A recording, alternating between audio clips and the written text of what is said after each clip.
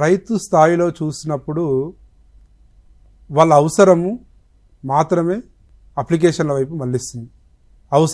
అవసరము ఏంటిది? ఈరోజు యూరియా అవసరం ఉంది. యూరియా అవసరం ఉంటే మేము ఫిజికల్గా ఇవ్వము, భౌతికంగా ఒక వ్యవసాయ అధికారి కలవాల్సిన అవసరం లేదు. ఒక ప్రాథమిక సహకార పరపతి సంఘానికి పోవాలంటే ఫస్ట్ నీ పంట విస్తీర్ణం ఎంత ఉందని నమోదు చేసుకోవాలి. ఫార్మర్స్ రిజిస్ట్రీలో నీ పేరు అనేది కంపల్సరిగా నమోదు కావాలి. అదేవిధంగా నీకు ఎన్ని ఎకరాల్లో సాగు చేసావు, ఏ పంట అనేది ఆన్లైన్లో ఉండాలి. ఇవన్నీ చేసుకోవాలన్నప్పుడు రైతుకు యూరియా రావాలంటే అవసరం ఉంది కాబట్టి కంపల్సరిగా మొబైల్లో ఆ అప్లికేషన్ వాడడం అనేది చేస్తున్నారు.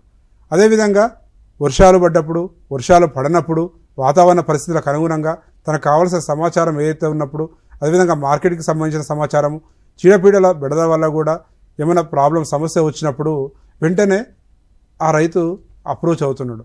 మనకు చూసినప్పుడు స్టాటిస్టిక్స్ చూసినప్పుడు ఏమవుతుందంటే మనకు యూత్ యంగ్ ఉన్న వాళ్ళు మనకు 35 నుంచి 40 ఏళ్ళ వరకు ఉన్నవాళ్ళు ఎక్కువ 30 సంవత్సరాల వరకు బాగా సామాజిక మాధ్యమాలను వాడుకుంటున్నారు.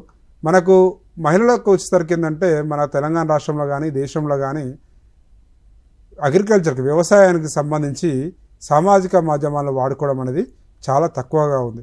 భవిష్యత్తులో మహిళలను కూడా ప్రోత్సహించినట్టు, మహిళలు ఏ వ్యవసాయ పనుల్లో ఇన్వాల్వ్ అవుతారో దాన్ని కూడా బేరీజ్ చేసుకొని సామాజిక మాధ్యమాలు వీడియోలను కానివ్వండి, అదేవిధంగా ఫేస్బుక్ ట్విట్టర్ల ద్వారా కానీ వెళ్ళినప్పుడు ఏమవుతుందంటే వాళ్ళు కూడా సామాజిక మాధ్యమాలకు ఆకర్షితులై వారికి కావాల్సిన సమాచారాన్ని పొందడానికి అవకాశం ఉంటుంది.